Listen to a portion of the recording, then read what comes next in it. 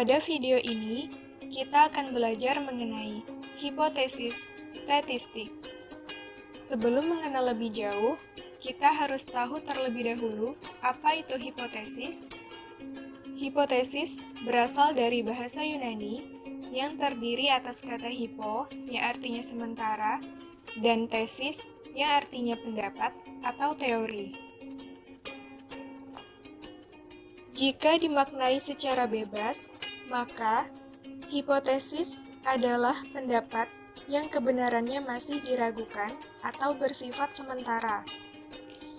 Untuk bisa memastikan kebenaran dari pendapat tersebut, maka hipotesis harus diuji atau dibuktikan kebenarannya secara empiris atau dapat dibuktikan berdasarkan data yang diperoleh dalam proses penelitian. Adapun pertimbangan dalam merumuskan hipotesis. Yang pertama, hipotesis haruslah mengekspresikan satu fenomena atau satu variabel, atau juga hipotesis haruslah mengekspresikan hubungan ataupun pengaruh antara dua variabel atau lebih.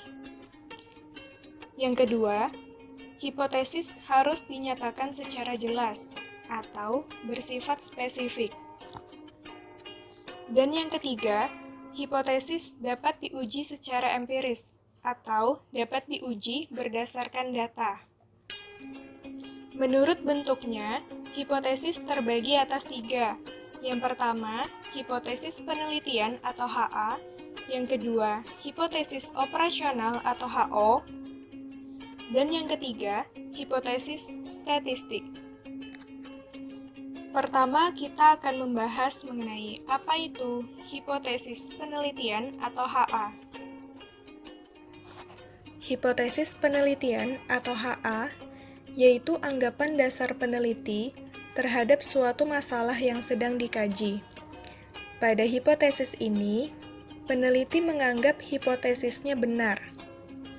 Kemudian, akan dibuktikan secara empiris melalui pengujian hipotesis dengan menggunakan data yang diperoleh selama melakukan penelitian. Kita ambil contoh, misalnya, terdapat hubungan antara tingkat pengangguran dengan tingkat kriminalitas. Contoh lainnya, peningkatan kemampuan representasi matematis siswa yang memperoleh pembelajaran dengan strategi RAGE lebih tinggi daripada siswa yang memperoleh pembelajaran biasa. Dari dua contoh tersebut, kita belum bisa menarik kesimpulan apakah dua pernyataan itu benar atau salah. Nah, dalam hipotesis ini harus dibuktikan secara empiris atau berdasarkan data. Adapun jenis hipotesis penelitian. Yang pertama, hipotesis deskriptif.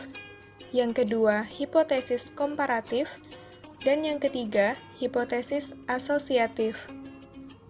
Hipotesis deskriptif adalah hipotesis yang tidak membandingkan dan menghubungkan dengan variabel lain atau permasalahan yang berhubungan dengan variabel tunggal. Hipotesis yang dirumuskan untuk menggambarkan suatu fenomena. Hipotesis ini dirumuskan untuk menjawab permasalahan taksiran. Contoh, motivasi belajar mahasiswa Pikom sangat tinggi. Peningkatan kemandirian belajar siswa yang memperoleh pembelajaran dengan PBM mencapai 56% dari kriteria nilai ideal.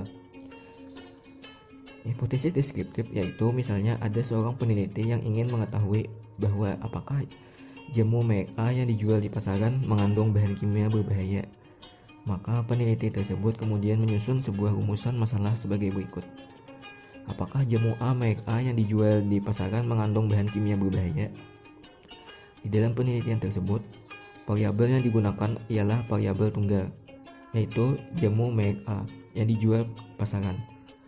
Maka oleh karena itu, hipotesa yang digunakan dalam penelitian tersebut adalah hipotesa deskriptif. Hipotesis deskriptif yaitu misalnya, ada seorang peneliti yang ingin mengetahui bahwa apakah mahasiswa Pilkom di Universitas Lambung Mangkurat mempunyai keahlian dalam membuat aplikasi. Maka peneliti tersebut kemudian menyusun sebuah rumusan masalah sebagai berikut. Apakah mahasiswa Pilkom di Universitas Lambung Mangkurat ahli dalam membuat aplikasi? Di dalam penelitian tersebut, variabel yang digunakan ialah variabel tunggal, yaitu mahasiswa Pilkom di Universitas Lambung Mangkurat. Maka oleh karena itu, hipotesa yang digunakan dalam penelitian tersebut adalah hipotesis deskriptif. Kedua, hipotesis komparatif. Hipotesis yang dirumuskan untuk memberikan jawaban pada permasalahan yang bersifat membedakan atau membandingkan antara data satu dengan yang lainnya, atau pembandingan antara dua variabel. Contoh, hipotesa komparatif yaitu seorang peneliti ingin mengetahui adanya perbedaan antara tingkat kematian kasus virus corona dan kasus virus flu burung. Apakah keduanya mempunyai tingkat kematian yang sama atau berbeda? Maka selanjutnya dalam penelitian tersebut, peneliti menggunakan variabel yang bersifat jamak. Pada variabel yang pertama digunakan untuk menilai tingkat kematian akibat virus corona, dan yang kedua adalah tingkat kematian akibat virus flu burung. Maka oleh karena itu, dalam permasalahan tersebut, hipotesis yang digunakan adalah hipotesis komparatif atau perbandingan.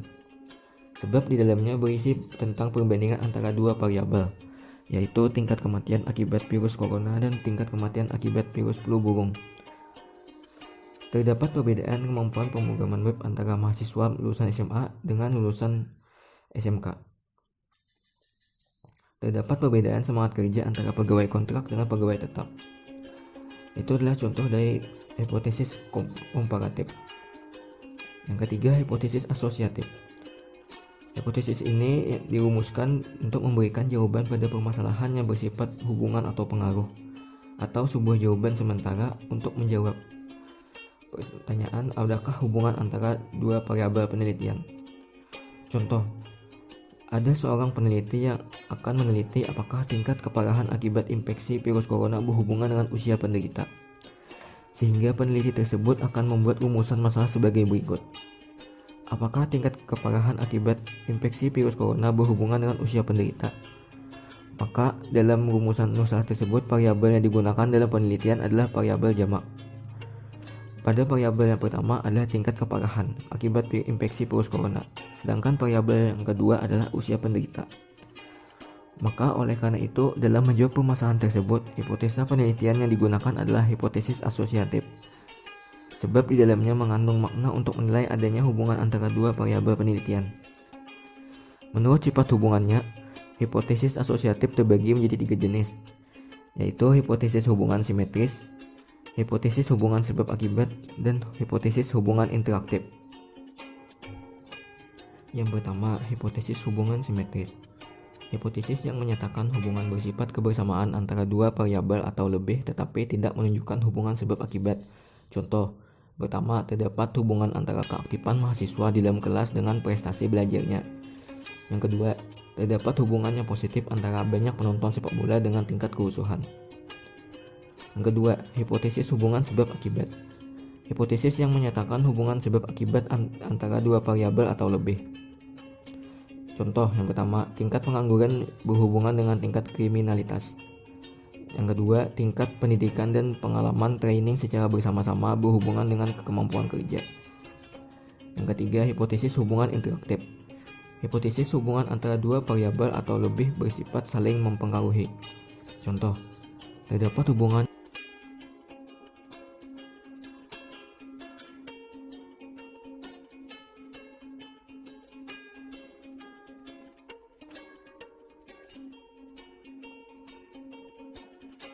Selanjutnya ada hipotesis operasional atau yang disingkat dengan HO.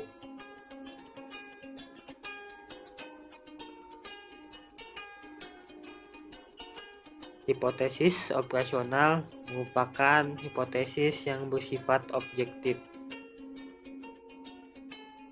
Dalam hipotesis operasional, hipotesis penelitian yang dibuat belum tentu benar setelah diuji dengan data yang diperoleh.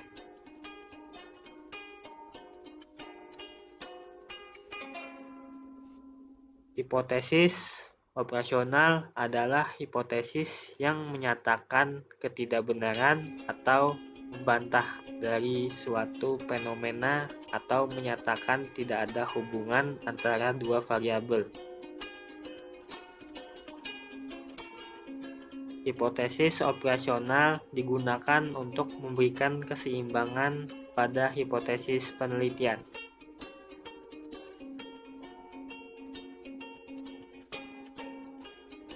Ini contoh hipotesis operasional, di mana tidak ada hubungan antara krisis ekonomi dengan jumlah orang stres.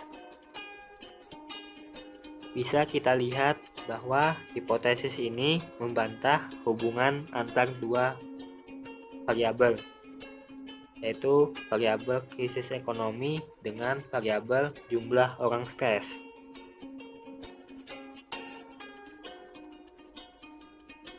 Selanjutnya ada hipotesis statistik.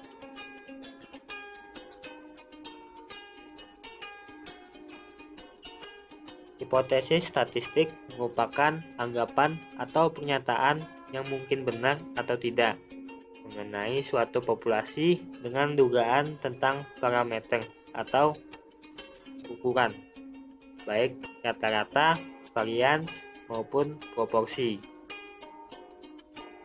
Hipotesis statistik adalah pernyataan atau dugaan mengenai keadaan populasi yang sifatnya masih sementara atau lemah tingkat kebenarannya.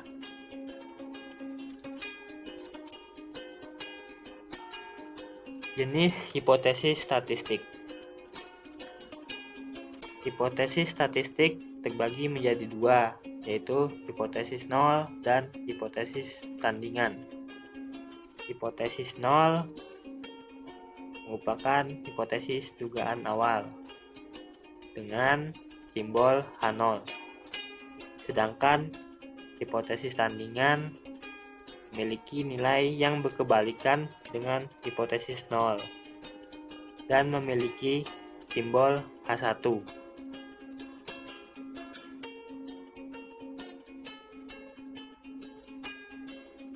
Ini ada contoh hipotesis statistik.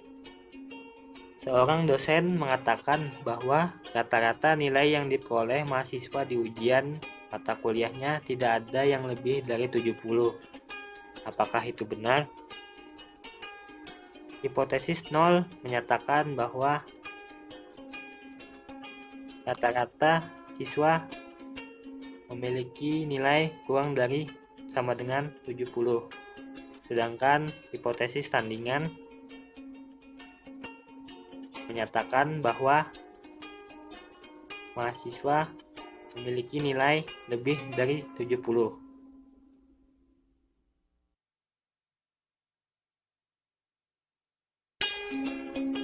Sekian dari kami. Mohon maaf kalau ada salah. Like dan komen.